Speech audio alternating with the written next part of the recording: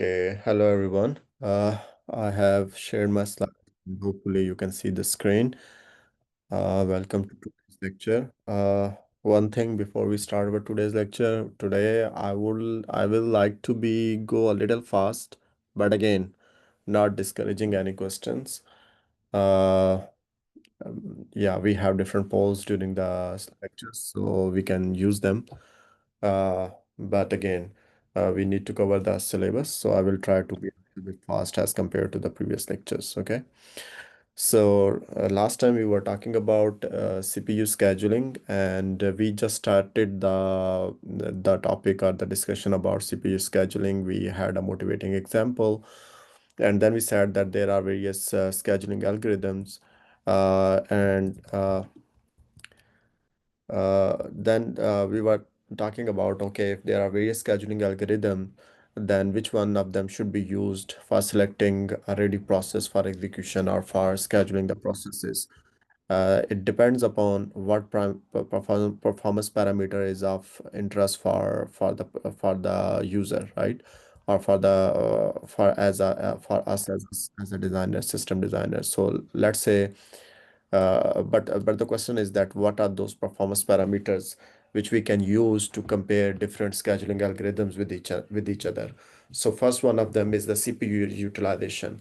That is how good an algorithm, a scheduling algorithm is at keeping the CPU as busy as possible, which in turns basically depends upon uh, the processes which we are going to schedule. So if like for example, if you have 10 processes and all of them are IO bound, which means they spend most of their time doing the IO operations, then it's mean that they don't run on CPU, they don't perform the computation for most of the time during their lifetime. So as a result, the CPU utilization will be low. On the other hand, if you have let's say all of the 10 processes are CPU bound, which mean that they are not performing a lot of high operation during their lifetime and mainly doing computation. So they will keep the CPU busy, but they will not be utilizing IO devices. So it is a good thing if the ideally what we want is that we have a mix of both type of processes, CPU bound and IO bound. In that way, we can keep both CPU utilization high and IO devices utilization of IO devices high as well. The other parameter, performance parameter for a scheduling algorithm is throughput, which is like how many number of number of processes complete their execution per unit time. So, for example, let's say if let's say if you have uh, two processes A and B, and they complete their execution in 8 seconds, so throughput will be equal to 2 divided by 8, because we completed two processes in 8 time units, so throughput will be 0.25, right? So typically if a process has a larger execution time, it will result in lower throughput. On the other hand, if processes have shorter execution time per process, then it results in higher throughput. So for example, let's say you have uh, four processes A, B, C, and D, and they complete their execution in 8 seconds. How they can complete their execution in the same time period of 8 seconds? Because each of them take lesser amount of time, because their execution time is shorter of each for each one of them is shorter. So in this example, we are able to complete execution of four different processes in the same amount of time. So throughput will be 4 by 8 is equal to 0.5. So this time throughput 0.5 is doubles the throughput of the first example, which was 0.25, right? Turnaround time per process. This is the next performance parameter which we can consider. So it is actually the time from submission of a process to its completion time. And when we say submission, it's mean the time point from which the process becomes ready to run. Maybe it is not yet allocated the core and it is waiting in the ready queue, but it is not waiting on any event or IO to be completed. All of its requirement to ready to run are met. So it is just waiting for its turn. So the time point from where a process becomes ready to the time point where its execution completes, that is known as the turnaround time of a process. So it is sum of time spent in execution, doing IO and waiting in the ready queue.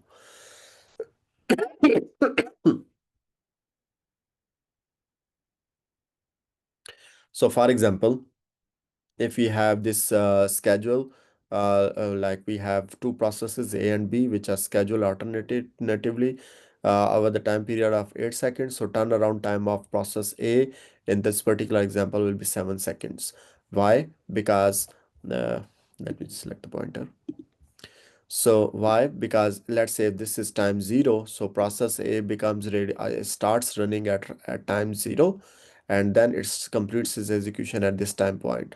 So if each of the block in this figure represents one time unit, so from 0 to this point, the time duration is 7 seconds. So from the time point where the process becomes ready, it is submitted to the point where it completes its execution.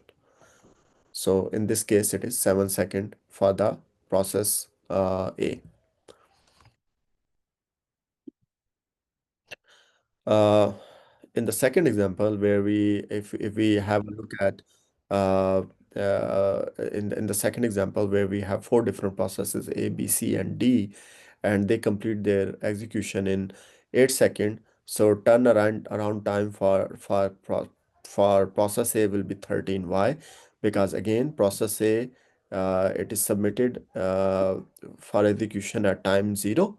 And when does it complete? It completes its execution here at this time point, right?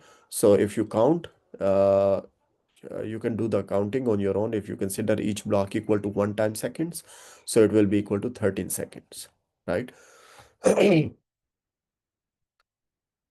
Uh, fourth parameter, performance parameter for evaluating a scheduling algorithm is waiting time, which is like uh, how long process waits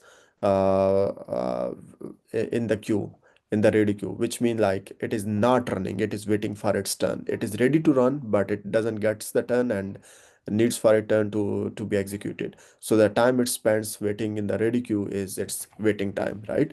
So it is sum of waiting periods spent by a process in the ready queues. Note that any scheduling algorithm, it cannot affect the execution or IO time of a process. So if, for example, let's say a process has the execution time of, let's say, 2 seconds, and it needs 3 seconds to do the IO devices, right? So to do the IO operation. So the total is 2 plus 3, 5. Now, doesn't matter whichever scheduling algorithm you use, its total execution time will remain same. Like it will always spend 2 times on CPU, or 2 time units on CPU, and 3 times units doing the IO operation. However, the thing that will change with the usage of different scheduling algorithms will be the waiting time. The time a process will be waiting in the ready to get its turn, or the turnaround time or the throughput. So the actual time spent on the CPU core, or actual time spent doing the IO operation, is not affected by the type of the scheduling algorithm which is used. It affects only waiting time. Scheduling algorithms only affect waiting time.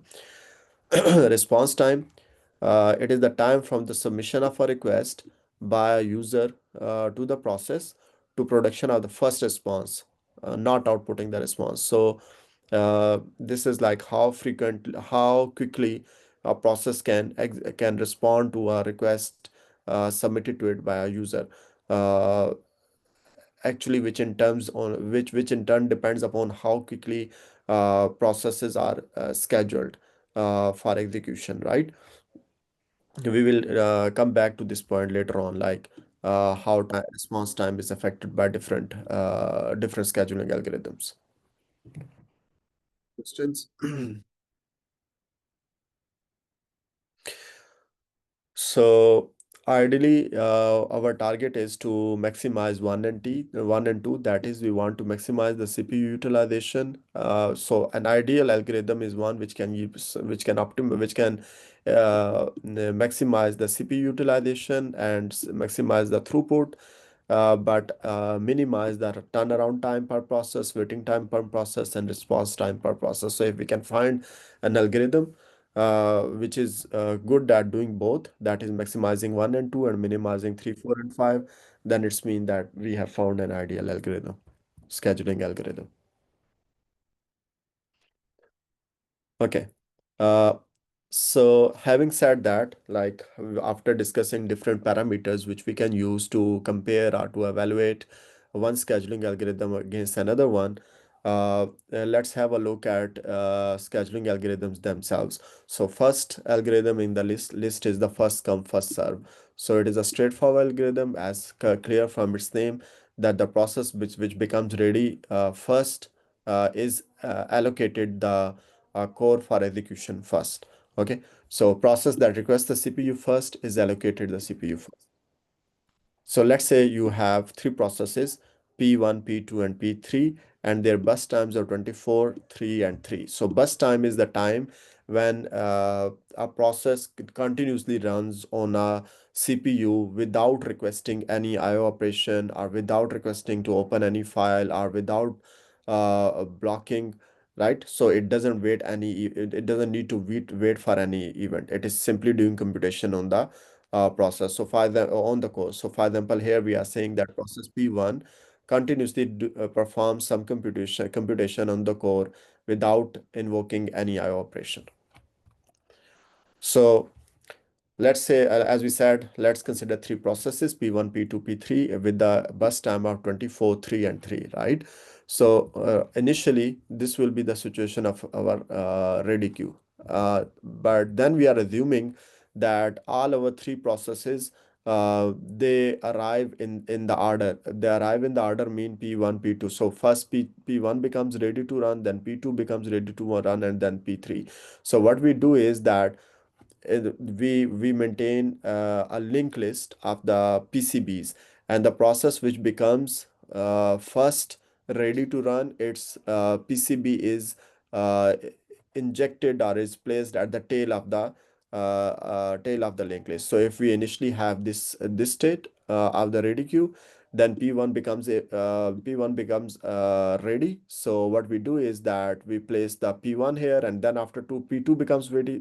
So what we do is that we insert the P2 at tail, and then P3 becomes ready. So we insert P3 at tail. So finally we have this state of the linked list. So PCB1, PCB2, and PCB3, process control block of process 1, process control block of process 2, and process control block of process 3, right? So, but this is just the status of our current status of our ready queue. Now, but at the same time, remember, we also have separate queue, which for separate wait queue, right? At this time point, it is empty, which means that none of these three processes is waiting for any event to complete. Actually, they all of them are in the ready queue, and they are waiting for their turn to be assigned a core, right? So now let's say we use first come first serve scheduler, and we have a single CPU core, right? So what this scheduler will do, it will look at the ready queue and get the process which is on the front of the queue from the head side, right? Which one? In this case, PCB1. It will get the first process and then update the queue here, right? So it will just update the head, and then process 1 is running on the CPU core. It will continue running until how long? For 24 time units, right? For its bus time. So here we are just drawing with the Gantt chart to indicate that to indicate the schedule of the schedule of the processes, like how they are scheduled for execution. So once process S1 is completed, so and let's say after 24 time unit, let's say it wants to do for some IO operation. So which means that it is not ready to run anymore because it is waiting for the IO operation. So we put it in the wait queue, right? So head and tail of both the wait queue point to PCB1. So then what will the scheduler do? Scheduler will then look at the ready queue again, and it will pick the process which is at the head of the ready queue. This time it is PCB2, right? So it picks the PCB2, and it allocates CPU core to the process 2, and at the same time it updates the ready queue uh, And then here we are simply drawing our Gantt chart to indicate the schedule. So for first 24 time units, process P1 was running, then next 32 next 3 time units the process 2 is running, right? Here we did nothing, but I only like cleaned up my ready queue figure. That's it. And then let's say that our process P1, which was waiting in the which was sitting in the waiting queue, let's say for an IO operation to be completed. For it, it turns out that the IO operation has finally completed, and then at that time point, it is moved back into the ready queue. But where? On the tail side of the ready queue, right? So then once the process P2 is done, right? So it also moves to the, let's say after 3 time units, it's make a IO system call, right? So it is moved to the wait queue again. And then what will the job of the scheduler is not to keep the CPU core empty at any time. So it will look at the ready queue again and see if there is a ready process. If yes, it will pick it the one which is on the head side or the front side. So it picks it and put it on the CPU core, and the process 3 will start running. So again, we are simply updating our Gantt chart to indicate that next 3 time units are allocated to the process 3 here. And then once, let's say after running for 3 time units, process 3 will also makes an IO system call. So it moves to the wait queue, but where? At the tail side of the wait queue. And this process then scheduling algorithm continues in the same fashion. So the next process that will be allocated will be the one which is on the head side of the ready queue, which is PCB1 or P1. Okay. Any questions at this point?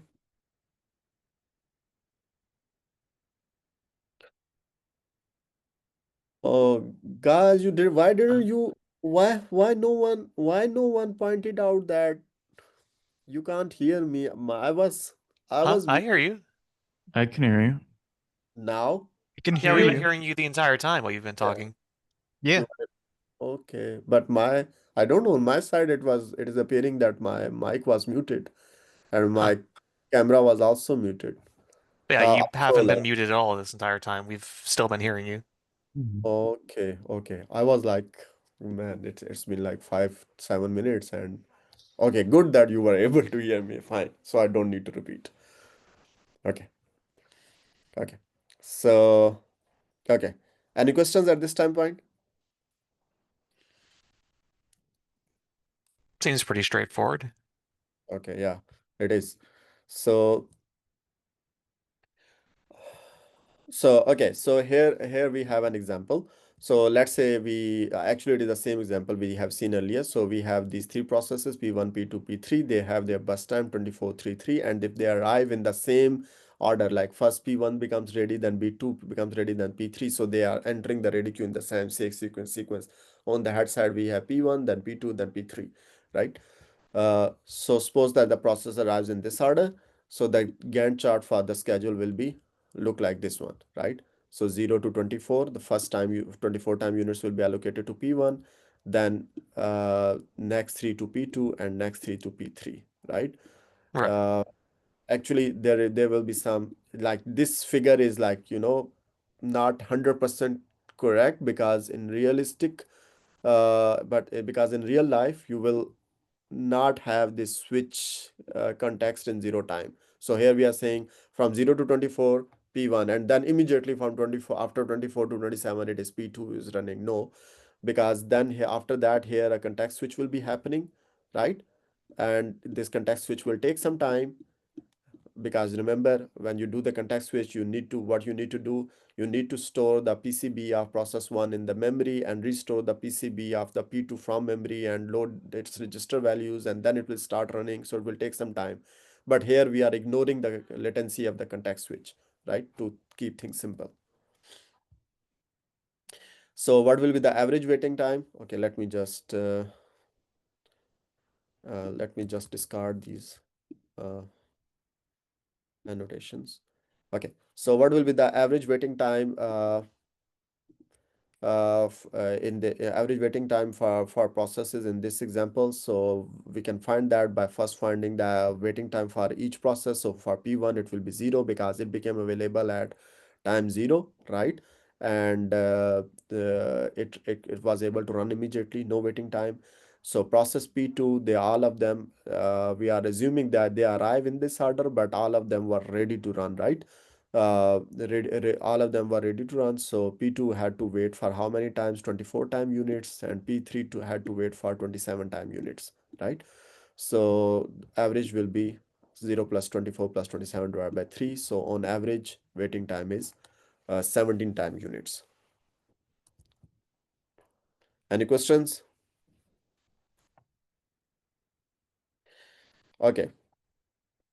Now let's say that the processes, they arrive in a different order, which is P2, P3, P1. So on the head side in the ready queue is the P2, then P3, then P1, right?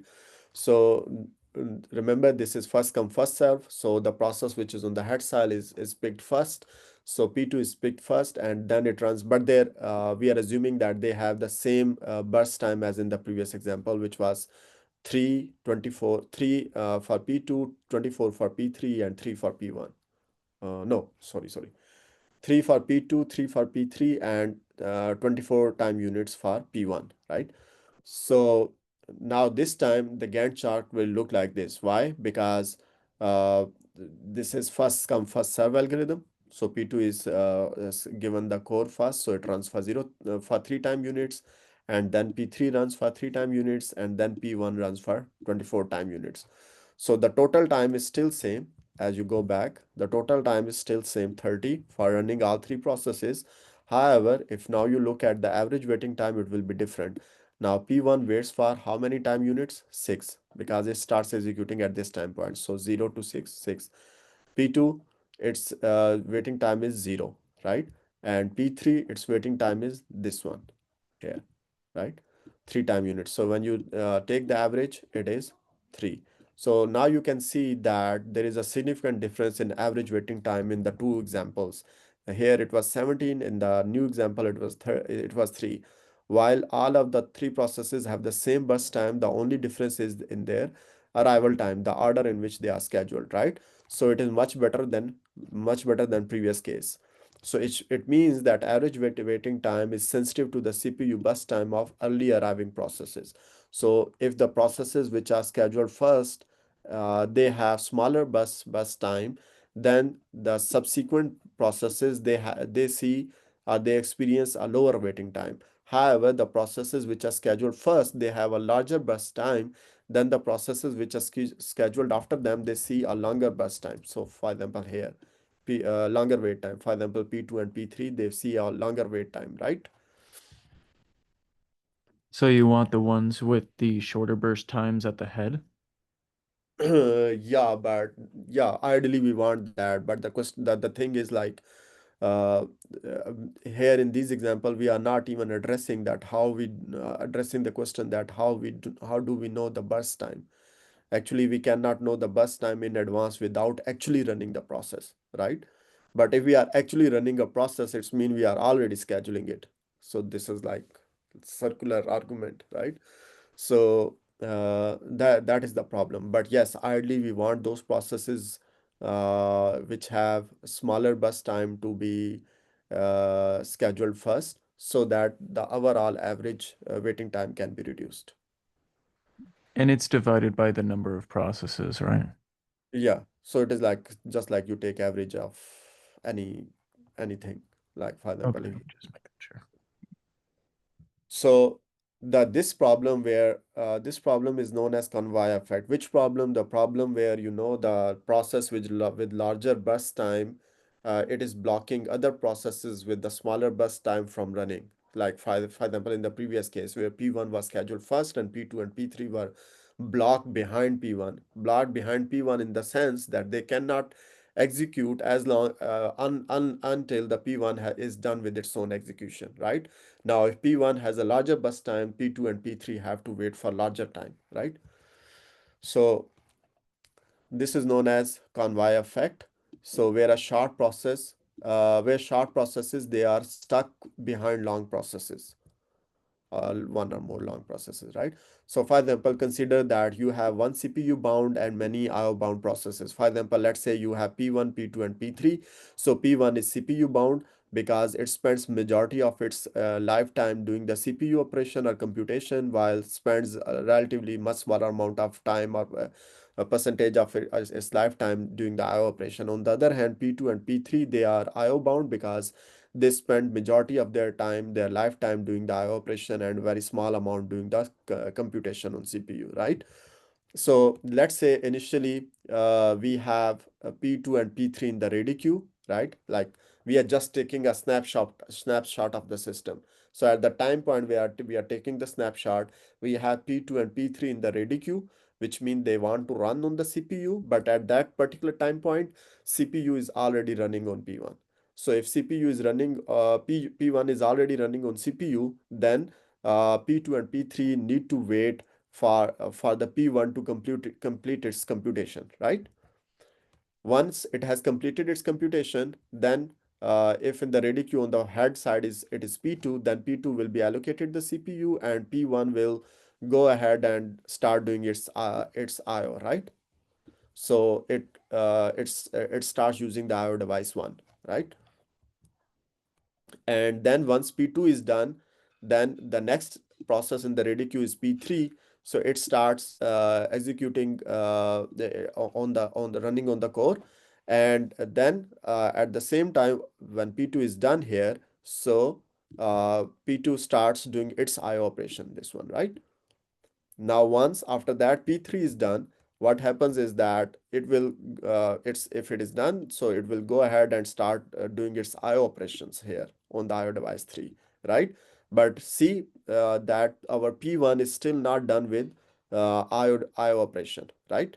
So since it is not done, so we will wait until it is done with the IO operation, and only at that time point it will again start running on the core, for example, doing its next CPU burst, right? P1. But the problem is that here we have idle time. Idle time means when CPU was not running any process, right? In this particular example. Not only that, we have time when our IO devices are also idle. So for example, when P1 was running on CPU, the IO device 1 was idle. When our P2 was waiting in the queue until it gets its turn, and then it is done with its execution here, until that time point, the IO device 2 on which which is to be used by P2 was wasted, and similar is the case for the P3. So the issue of this conveyor, the problem is, why is this problem? The problem is because there is a huge mismatch, a huge how to say unbalance between the CPU computation and the IO part of the three processes. For example, P1 is heavily CPU bound and P2 and P3 are heavily IO bound, right? So if like we have processes which are like a good mix of, like, let's say ideally 50% CPU computation and 50% doing IO operation, all three of the processes, then we will be able to avoid these time points or these durations where CPU is wasted and the durations where our IO devices are wasted. So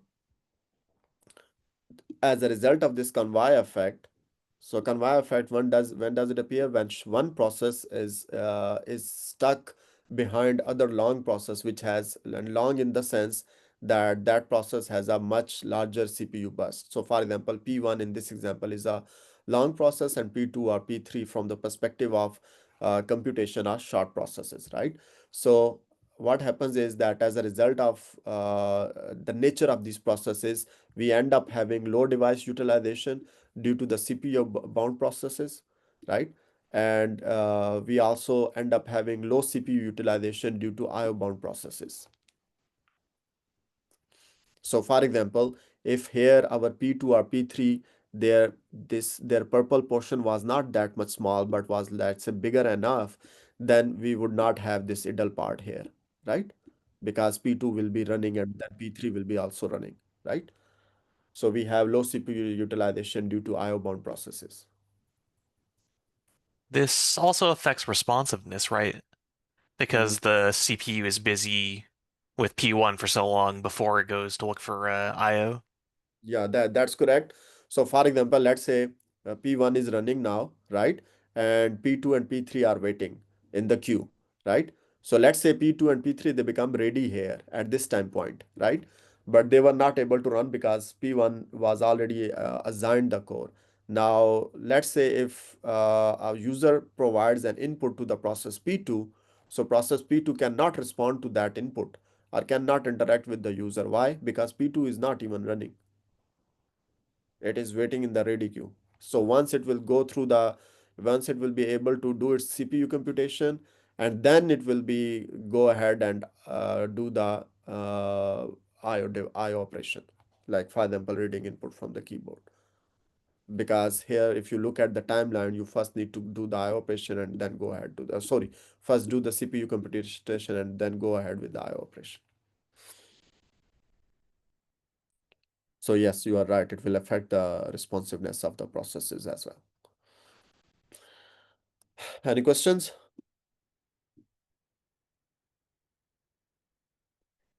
And this Okay. is with the convoy effect? Sorry, go ahead. This is with the convoy effect? This is with the Convoy Effect. Yes, I mean, if you mean that we will have this implication when we have one longer process in terms of CPU burst blocking the other ones, yes. So then this is the implication of having that kind of process mix. Okay. Okay, now let's go and do our first poll.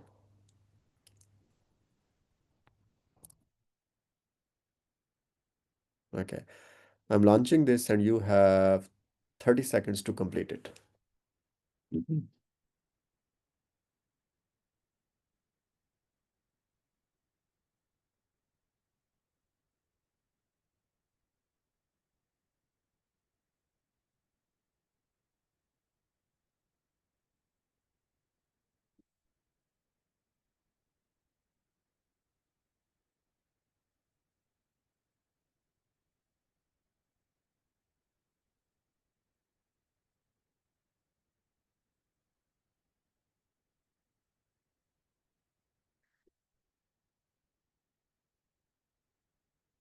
Okay, I can give 45 seconds. Okay, I'm ending the poll and I don't need to say like the first option was correct, right? If you don't understand, let me know. I mean, it was pretty trivial. So the second option was multiple processes are competing for the same CPU. Yes, but multiple processes can compete for the same CPU even when they have same size of the CPU burst, right? So like one process is not larger than anyone else, though it can still be possible that multiple processes are competing for the same CPU, right? Number of ready processes is larger than the number of available cores. Yes, but that can also happen when, again, all the processes have, let's say, more or less the same distribution of CPU burst and IO burst. Okay, how to avoid convoy effect when we do not know in advance if a process is CPU bound or IO bound. So what you understand what is convoy effect? Convoy effect is that we end up scheduling a process which has a large CPU burst, and as a result, other processes with small CPU burst they are waiting. Ideally, we don't want to do that, right? We don't want to wait smaller processes to wait for the longer processes to complete. So we want to avoid that situation. So how can we avoid that situation? But the problem is that we do not know in advance if a process is CPU bound or IO bound. For example, in this case, uh, I just made up these examples like P1, P2, and P3. But if I don't know in advance, like P1 will be CPU bound and P2 and P3 will be IO bound, I don't know. So, but still I want to avoid the convoy effect. Uh, when I don't know, it's mean it is quite possible maybe P1 is larger than P2 and P3, or maybe P1 is smaller than P2 and P3. So if P1 is smaller than P2, 3 is fine to schedule P1 first. But if P1 is greater in terms of CPU burst, then we end up having the convoy effect if we schedule P1 before P2 and P3. So if we don't know, if we don't have an in advance information of the CPU burst and IO burst of the processes, and we still want to avoid the convoy effect, how can we do that? Okay, I am going to open this poll, and yes, you can try to respond. Okay, you have 1 minute for this.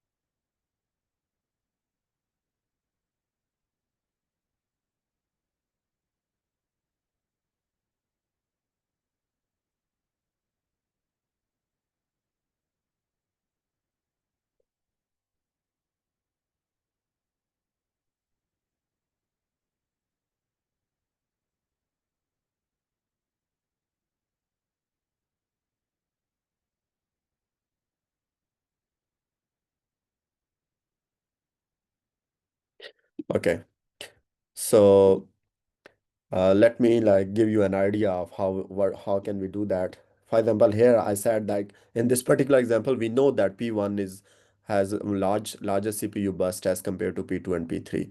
But in practice, in real life, you don't know it, right? So if I, let's say if I schedule P1 first and it turns out that P1 has a large burst time, a CPU burst, then I end up having a convoy effect, because P2 and P3 will be waiting if P2 and P3 have CPU bus, smaller CPU bus.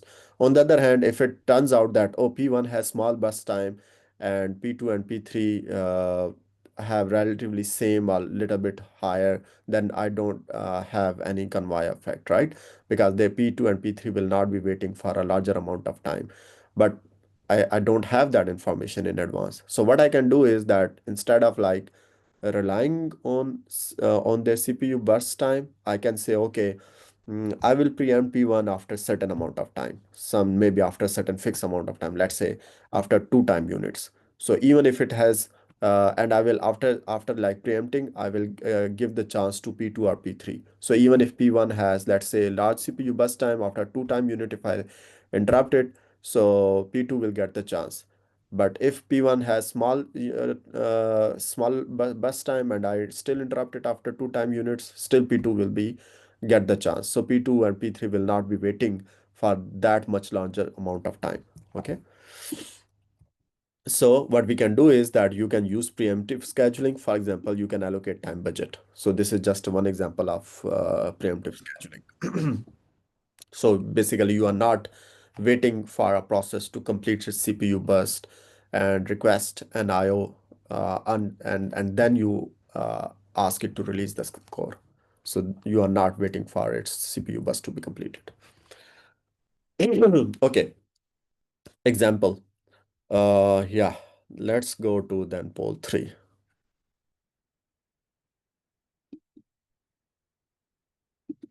Quiz 3. Okay.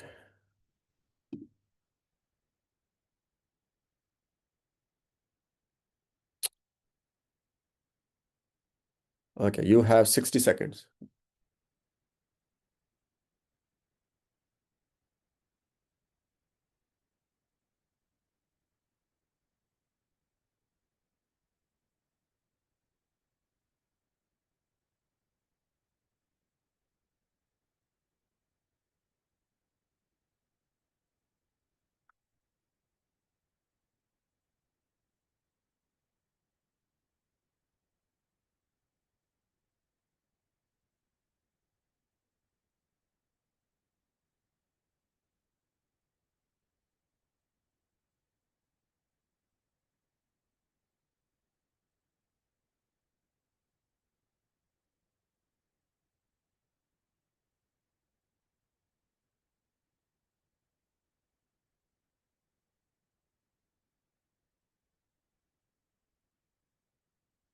Okay, I can give you 30 seconds more. There are 33 participants and only 17 students have answered.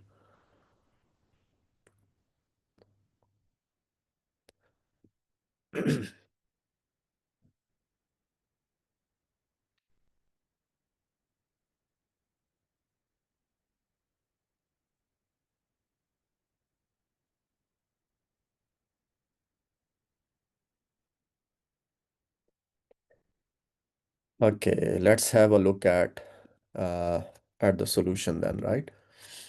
So we have process P1, P2, P3 with bus time 10, 5, and 15. Suppose that the process arrive in order P1, P2, and P3. So what is the average time? So you can draw the Gantt chart here. So if you draw the Gantt chart, so you are starting with 0, right? So P1 finishes at 10, P2, then after that P2 gets the turn. So it runs for five time units, so 15 in total. Then P3 gets the 10 and runs for 15 time units, so 30 in total. So the waiting time for P1 is 0, right? Because as soon as it arrives, it is ready to run. Then P2, it needs to wait for P1 to complete, and only then it gets the turn. And P3, it needs to wait for those both P1 and P2. So its waiting time is 15. So total is 10 plus 15, 25, 25 divided by 3, 8.33 is the waiting time unit, okay? Is the average waiting time. Any questions? I don't know. I'm enjoying it more with these polls and quizzes. I don't know what is your uh I think feeling it's good. is. It kind of makes sure everyone understands. Like Yeah. there, I see where I went wrong. I completely forgot that the first process there is no wait time; it runs immediately. Oh, Yeah. Uh, okay. Let's go to the next poll then, our next quiz. So for quiz 4, right?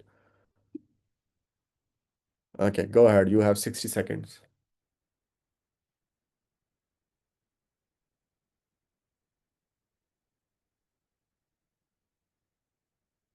This time order of arrival is different, like P2, P1, and P3.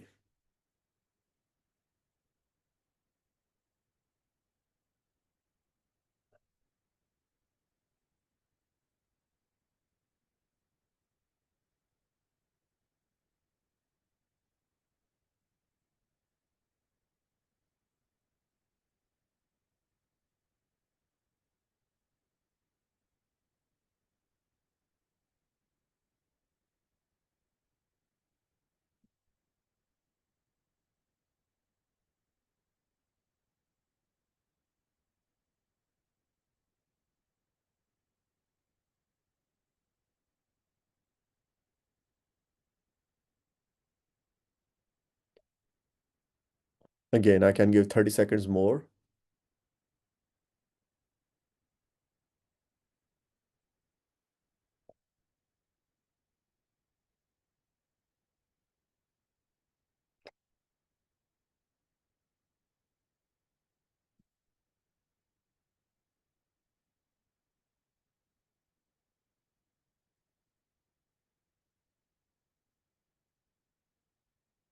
Okay.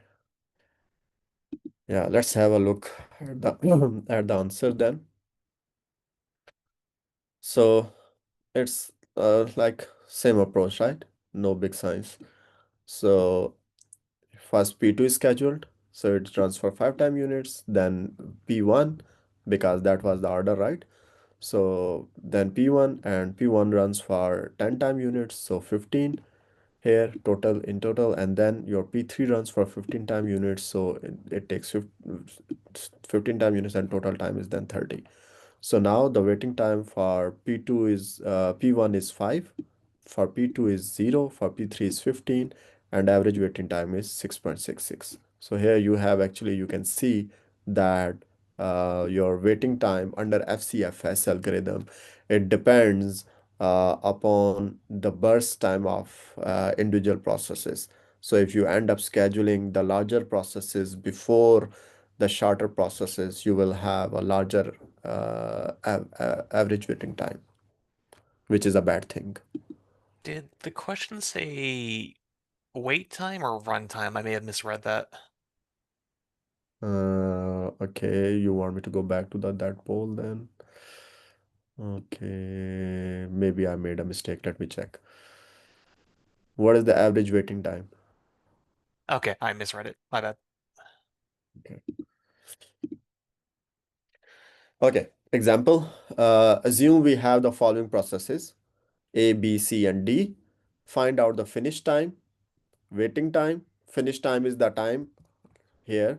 For example, let me tell you, the finish time of P1 will be 15, right? Because it completed at time 15. And finish time of P2 will be 5. Finish time of P3 will be 30. Okay, you need to find for each process the finish time, waiting time. By this time, you already know how to find the waiting time of a process and turnaround time. Turnaround time is the time starting from the time point where the process becomes ready to the time point where the process actually completed. So, for example, here, if we are assuming that all of them become ready at the same time point 0, right? So the turnaround time for process P3 will be 30 because it completed here. The turnaround time for P1 will be 15 and turnaround time for P2 will be 5, right? But the waiting time for P2 will be 0, right? So, okay, so you need to find finish time, waiting time, and run turnaround time for all three processes when they are scheduled using FCFS scheduling algorithm. However, note the difference as compared to the previous example. In previous example, we are assuming that all of them they arrived at the same time, but they were entered in the queue, ready queue at different in the order P2, P1, 3, P1, P3. So they become ready at the same time, 0. But they were entered in the like definitely you can have only one process at the head. You cannot have more than one process at the head. So you put P2 at head, P1 after that, and P3 at the tail, right? But here that is not true. That is not true. In the what does it mean? Like their arrival times are different. Process A arrives at 0. So at time 0, there is no other process in the ready queue except A, right? Then B arrives at time 5, right? So at time 5, there is no other, if A is already running. So in the ready queue, you have only one waiting process, one process waiting in the ready queue, that is process B, right? So, okay. I want you to first go ahead and give it a try, and then I will solve it for you, okay? Uh, What is ARV time? Arrival time. Oh, okay. Yeah. Uh, yeah, let me enable that poll. 7. Okay. Yeah. Okay.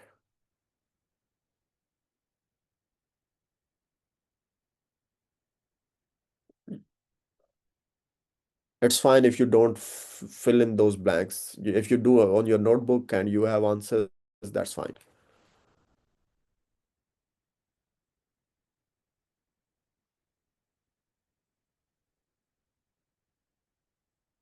You have 2 minutes for this.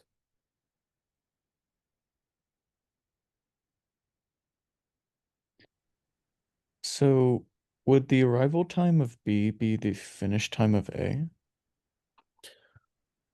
Uh, Look, I can't comment on that like right now because I need to have a look or walk you through the solution before answering that. You are saying the arrival time of what? The arrival time of B is the finish time of A. No. Finish time is not here, not given in the question. Hmm. You need to find it.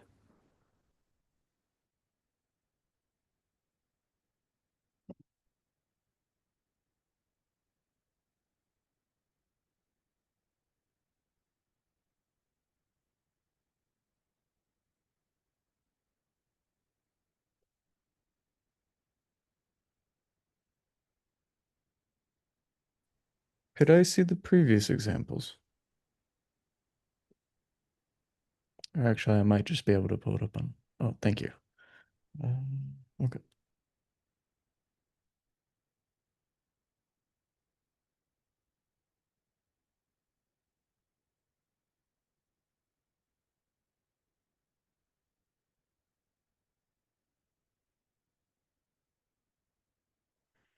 Okay, I know it could be a little bit tricky for you, but someone, at least one person has answered. Okay, so but I just wanted you to give it a try. Let me do it for you on the on OneNote. Okay.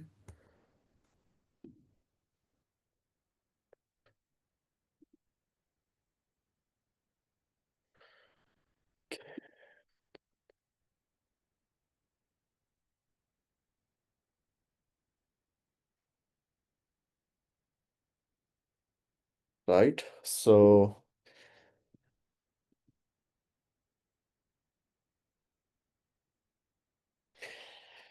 okay. So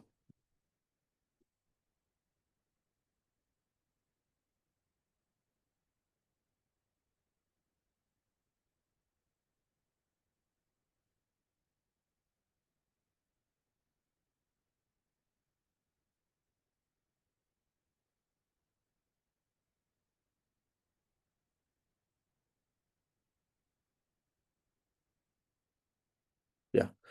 So what you can do is like, sorry, you can draw a straight line. Let's say this is your timeline, right? And right, so you are starting here at 0, right? So just to indicate that A arrives at 0, then let's say B arrives at 5 and C arrives at 10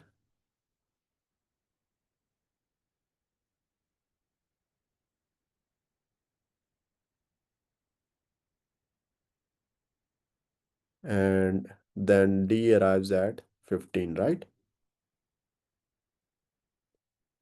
Okay. So what is this? This is FCFS algorithm, right? First schedule, first serve. First come, first serve, right? Something is wrong with my mind. It's late here, 11:30. So 11:23. So okay, anyways. So first because A is the first one which arrives. So you schedule A, and how long it runs? It runs for 30 time units, right? So I'm just writing here 30. So A runs here then. After that, who arrived after A? B, right? So and what is the burst time of B? 20. So 30 plus 20, 50. Who arrived after B? C, right?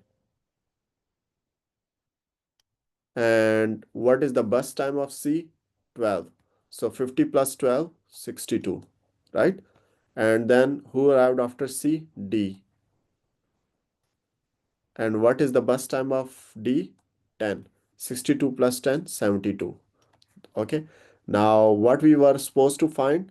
We were supposed to find finish time. I'm just writing FT for that. What else? Waiting time, right? And I'm writing W2 for T for that. And what else? Around time, right? So,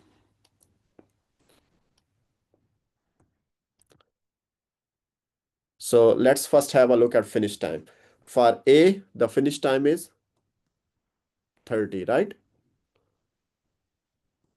For B, finish time is 50. For C, 62. For D, 72. Right? Waiting time. For A, waiting time is A arrived at 0 and gets scheduled at 0. So its waiting time is 0. B, it arrived at 5 and gets scheduled at 30 time units. So waiting time is this one. 30 minus 5, 25, right? For C, it arrived at 10 and gets scheduled at 62, right? So 10, 62 minus 10, 52.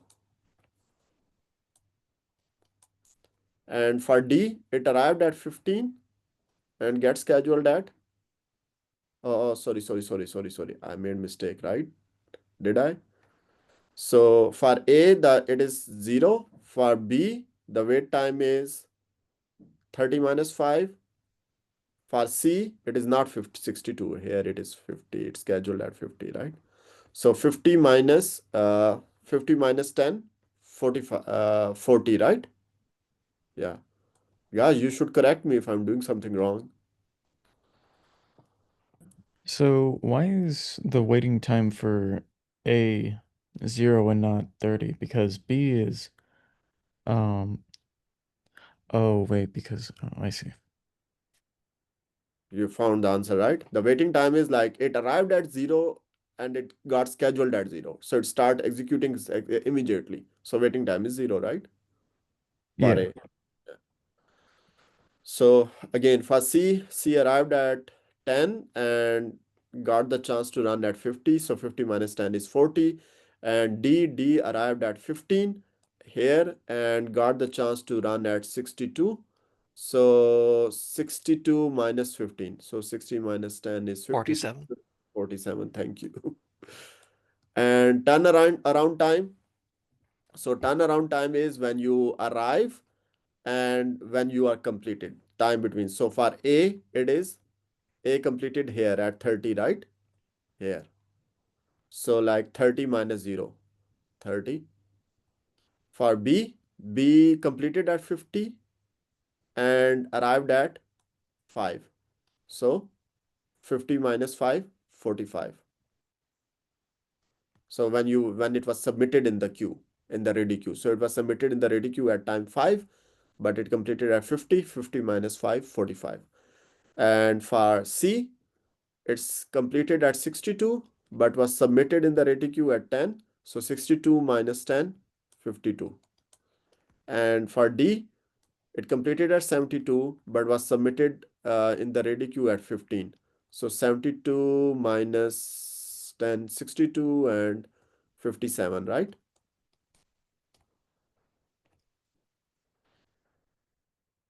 Is everyone with me on that? Yeah, all good. Get the last one? Yep, I get it now. Okay, so here is what you have in your output. How did you get the turnaround?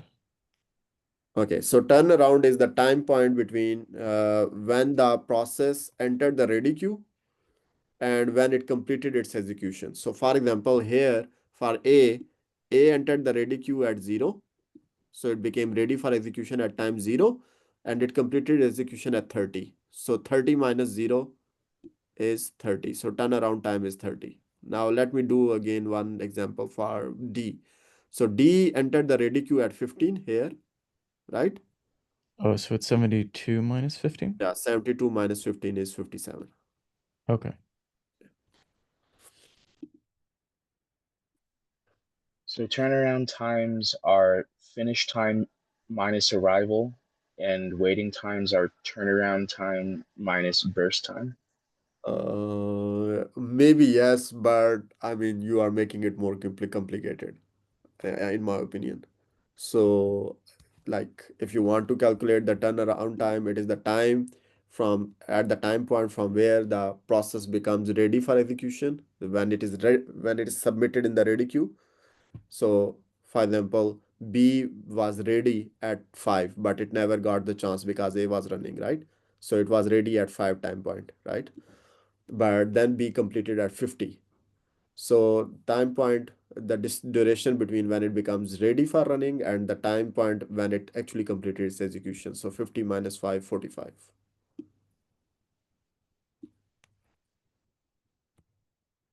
Do you get it? Yes, that makes sense. Thank you. Okay.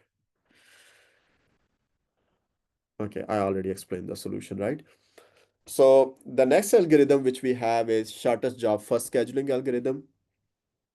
So here what we do is that we associate with each process the length of its next CPU burst.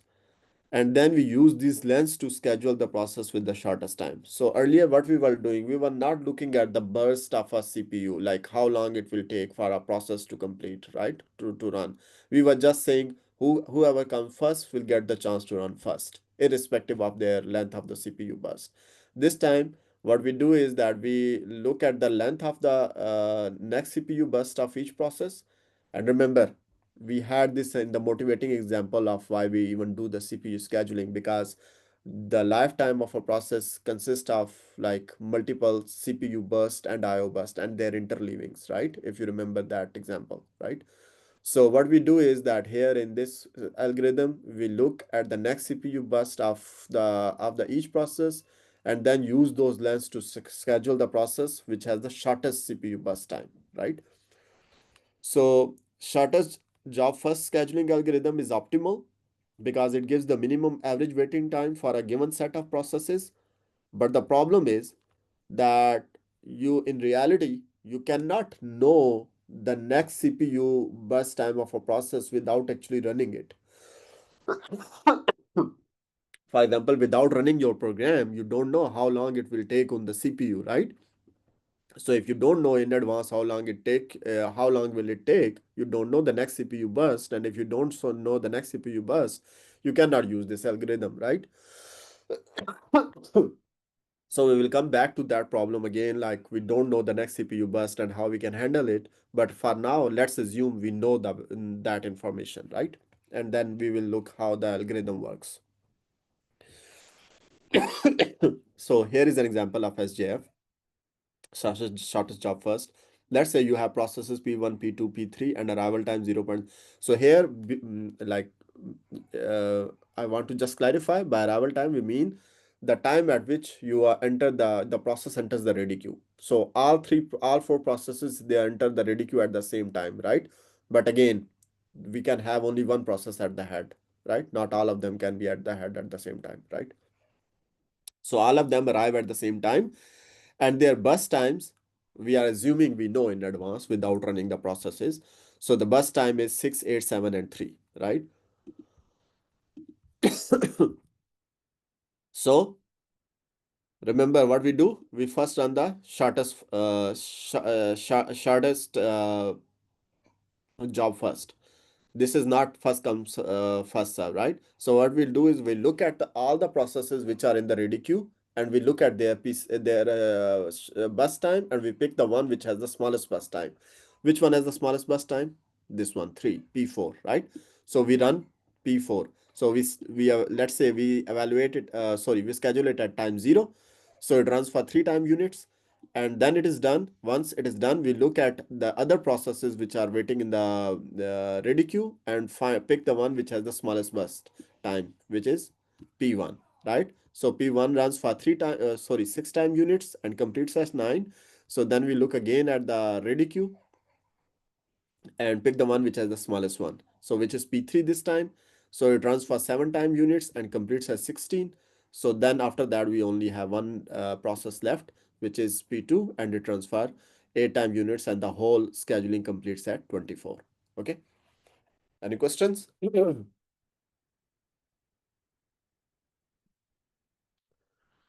So average waiting time this time it will be like 3 time units for P4. Let's start with P1, right? So for P1, 3 time units, because it needs to wait 3 time units before it gets the chance to run. For P2, it is 16 here. And for P3, it is 9. And for P4, it is 0, right? So when you take the average, you have 7 milliseconds, or if you are assuming that individual average waiting times are in milliseconds, so the average will be 7 milliseconds. Actually, it's better to not mention this because it's like kind of, we haven't never mentioned that times are in milliseconds. So all of a sudden we cannot put millisecond here. So average time will be 7. Okay, now let me just quickly fix this millisecond thing here in the slides so that I don't forget later.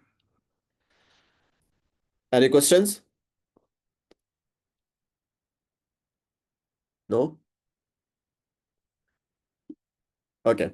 So remember we said that the shortest job first algorithm relies on the information, availability of the information about the next CPU burst, but we cannot have then for that information without running a process. So if we run a process, this means we have already scheduled it, right? So if we cannot know something like something which is going to happen in future, we don't know its value. What we can do is that we can try to estimate or predict that value, right? So what we can do is that we can only estimate the length of the CPU burst of each process, right?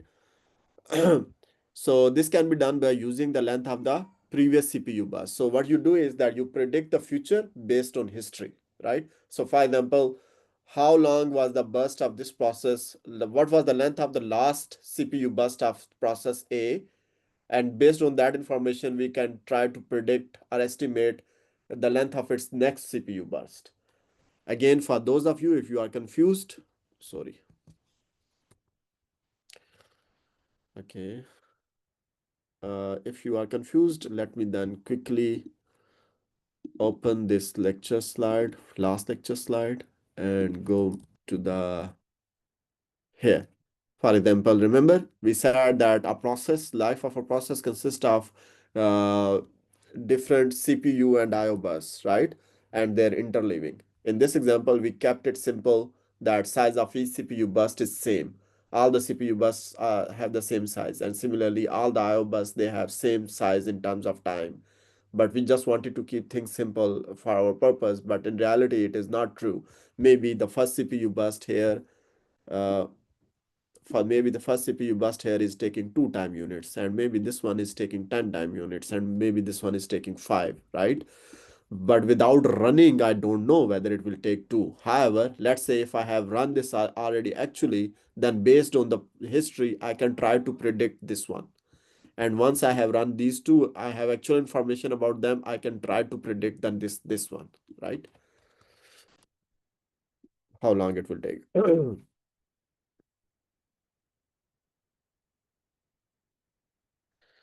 So we can try to predict the length of the future CPU burst by using exponential averaging of previous burst lengths. What does it mean? So let me try to explain. So let's say that Tn, it denotes the length of the nth CPU burst, right? So actual length, not estimated one. This is the actual length of a CPU burst. Sorry. So, and let ta n plus 1 denote the predicted value for the next CPU burst, right? So remember, let me again simply try to draw this one here. Let's say you have the CPU burst, and then you have some IO here, and then you have another CPU burst, right? And then let's say you do some IO here, and then you have another CPU burst here, right? So what we are doing is we are saying like we are going to find ta n plus 1. For this, we are going to find the estimated value for the CPU for this CPU burst n plus 1, and we are assuming we know the actual value for the CPU burst of the previous one, right? So let ta n plus 1 denote the predicted value for the next CPU burst. Assume that the first CPU burst is burst 0 and its length is T0. So we are saying that it had length T0 here, right? So tan denotes the previous estimate. So T0 is the actual value for the last burst, and ta n is the estimated value for the previous one. So how we can find it?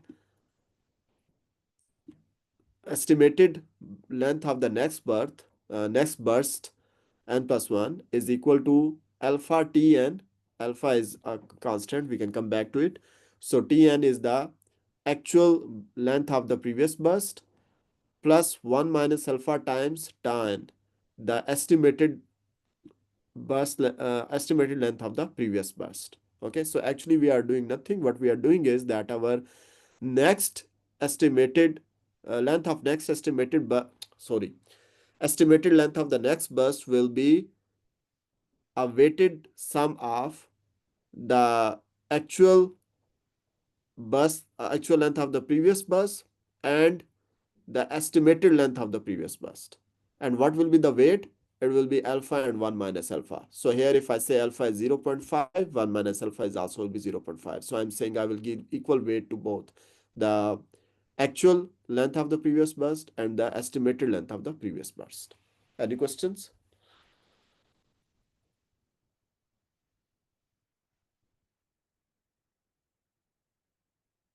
Okay, so here is an example. So let's say that we initially have for the first burst, our estimated value was 10 and it is given, right? And alpha is equal to 1 by 2, right? So here in this graph, the blue line shows the actual CPU burst and the black one is shows the estimated CPU burst, right? So for example, if you have ta 0 is equal to 10, then and if you have alpha is equal to 1, is alpha is equal to half, if you plug in the value, you can find ta 1. What will be ta 1? Ta 1 will be equal to 0.5 of Tn plus 1 minus alpha plus 0.5 of ta n, right? So if you will plug in the values, you will find that uh, the this will be equal to the ta 1 will be equal to 8.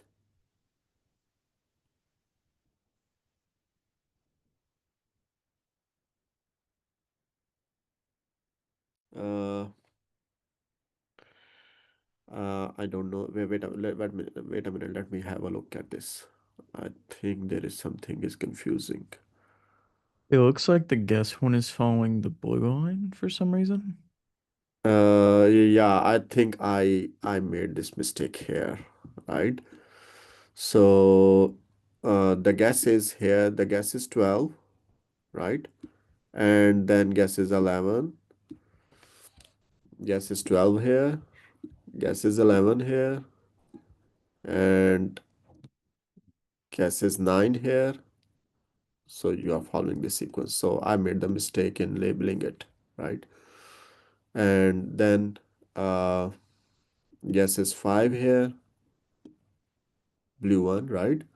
And 6 here, this one, sorry, this one, and then 6 here again, and then yeah, this 8 is I don't know, it is not, yeah, sorry, here 8 and the 10 here, right? Yeah, I made a mistake. Let me quickly fix it. Blue line shows estimated CPU bus, black line shows actual CPU burst. Yeah. Okay. Uh, yeah. So if you plug the values into this formula, then you will be able to find the estimated values are guessed like 10, 8, 6. So for the first 10, you need to be like ta 0 is 10. And then if you know that, after that, you can simply plug the values and you can find the next ones. And you can actually, so the if for example, let me do it. I know, we are left only with 1 minute, but let me do it right now for you, okay? Actually, in the next slide, we have examples, but I want to complete this slide. So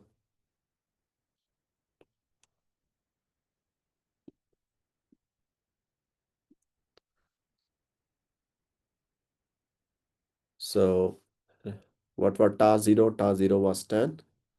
Alpha is equal to 0.5, right? And what is the equation for finding the next estimate? Ta 1 is equal to 0.5 of T1, not T1, T0. Yeah, T0